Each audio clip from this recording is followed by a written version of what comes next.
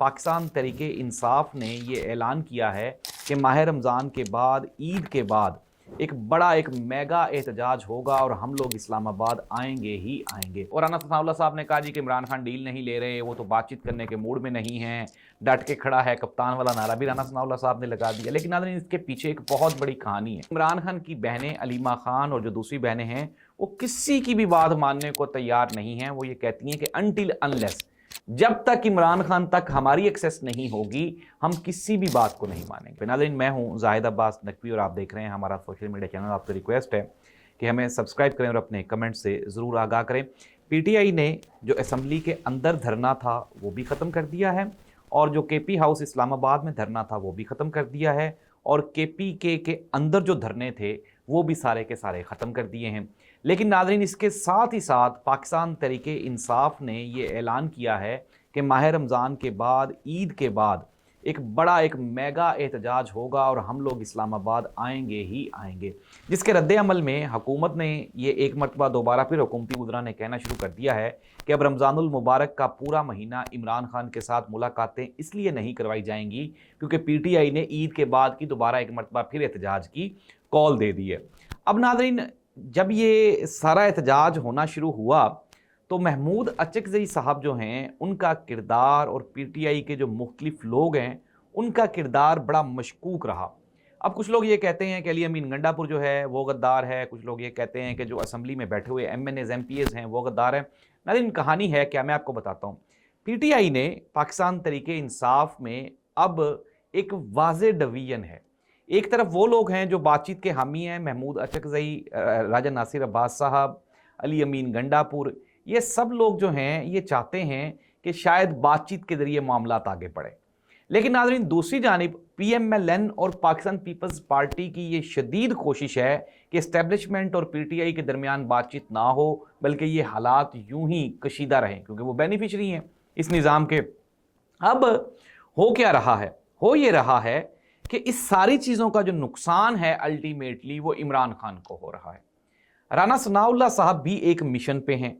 नाज़रीन, मेरे सोर्सेज ने यह खबर निकाली है कि राना सनाउल्लाह साहब को एक स्पेशल ड्यूटी असाइन की गई है कि आपने जहां पे भी बैठना है अब इमरान खान की तारीफ़ें करनी है। अब उसी का एक जो तसलसल है, और राना सनाउल्लाह साहब ने कहा जी कि इमरान खान डील नहीं ले रहे, वो तो बातचीत करने के मूड में नहीं हैं, डट के खड़ा है, कप्तान वाला नारा भी राना सनाउल्लाह साहब ने लगा दिया। लेकिन नाज़रीन, इसके पीछे एक बहुत बड़ी कहानी है, और वो कहानी ये है कि अब जो आम पाकिस्तानी है, चाहे वो पाकिस्तान के अंदर हो या वो पाकिस्तान के बाहर हो, चूँकि उसमें बड़ा गम व गुस्सा पाया जाता है इमरान खान को लेके, तो हुकूमत ये चाहती है कि अब आवाम की वो जो हुकूमत के बारे में परसेप्शन है कि यार ये एंटी इमरान खान है। अब एंटी इमरान खान जो बंदा भी होता है उसके खिलाफ पूरी मुल्क और पूरा कौम खड़ी हो जाती है। इसलिए अब हुकूमत ने अपनी जो परसेप्शन है, आइडियालॉजी है या अपनी स्टेटमेंट्स हैं इमरान खान के बारे में, उनको बदलना शुरू कर दिया है। लेकिन मैं आपको ये खबर बता रहा हूँ, ब्रेकिंग न्यूज़ ये है कि इसमें से किसी भी चीज़ का फ़ायदा इमरान खान को नहीं होगा। सुहेल आफरीदी को हटाने के लिए एक ग्रुप बनाया गया है, और ये जो ग्रुप है इसने इमरान खान की बहनों के साथ एंगेजमेंट बढ़ा दी है, और इमरान खान की बहनों को कन्विंस करने की कोशिश की जा रही है कि सुहेल आफरीदी को हटा दिया जाए। लेकिन नाज़रीन, सुहेल आफरीदी से जब हमारी बात हुई और हमारे सोर्सेज ने जब एक्सेस हासिल की तो सुहेल आफरीदी ने यह कहा, उन्होंने कहा जी कि इज़्ज़त और ज़िल्लत अल्लाह ताला के हाथ में है, ये कुर्सी इमरान खान की अमानत है, उनके कहने पे आया हूँ, और उनके कहने पे जिस दिन वो कहेंगे मैं छोड़ के चला जाऊँगा, और मेरी वजारत अल्लाह का जो सबसे पहला, अव्वलीन और जो सबसे बड़ा टारगेट है वो है इमरान खान की रिहाई। इसलिए हमने इमरान खान की रिहाई के लिए ये जो रिहाई फोर्स है ये भी बना दी है।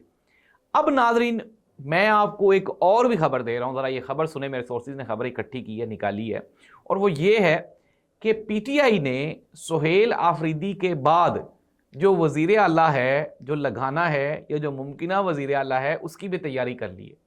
और एक और ख़बर ले लें, ये जो वज़ीर आला है ये सुहेल आफरीदी से भी 10 कदम आगे निकलेगा। अब वो जो बातचीत वाली, जो आप ये कहें कि जो लीडरशिप थी, वो चली गई है नेशनल असम्बली में।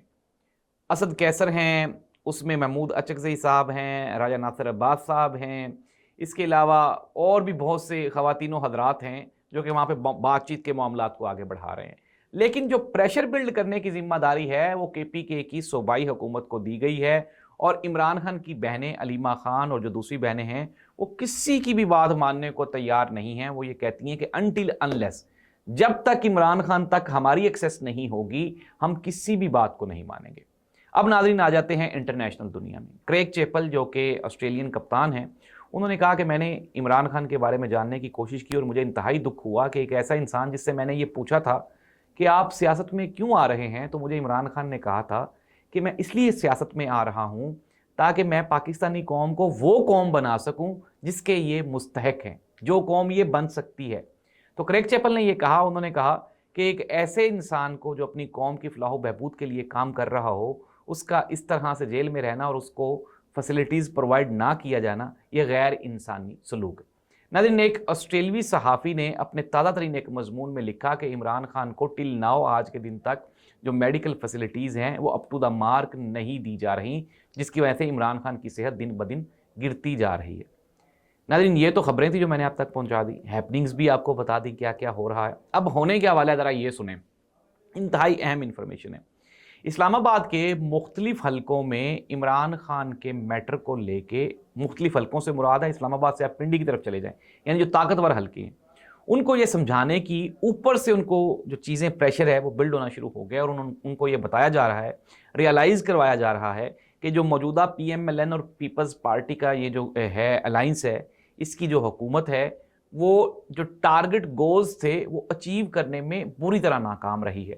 چاہے وہ اکانومی کا مسئلہ ہو، چاہے وہ پرسیپشن قائم کرنے کا مسئلہ ہو، یا چاہے وہ اسٹیبلشمنٹ کو ڈیفینڈ کرنے کا مسئلہ ہو، تینوں چیزوں میں موجودہ حکومت ناکام رہی ہے. اس لیے اب یہ ڈسکشنز اوپن ہو گئی ہے اسلام آباد میں کہ آگے بڑھ کے کوئی نیا سیٹ اپ بنانا چاہیے. علی امین گنڈا پور نے بھی یہ جو محسن نقوی صاحب کے حق میں بیانات دیے ہیں، صرف اس لیے دیے ہیں کہ علی امین گنڈا پور یہ چاہتے ہیں کہ عمران خان جیل سے باہر آئے ہی نہ، اور اگر کوئی پی ٹی آئی اگلی نیکسٹ مرکزی حکومت میں شامل ہو تو اس میں علی امین گنڈا پور صاحب کو محسن نقوی صاحب لازمی طور پہ کنسیڈر کریں تاکہ ان کو کوئی اچھی منسٹری مل سکے.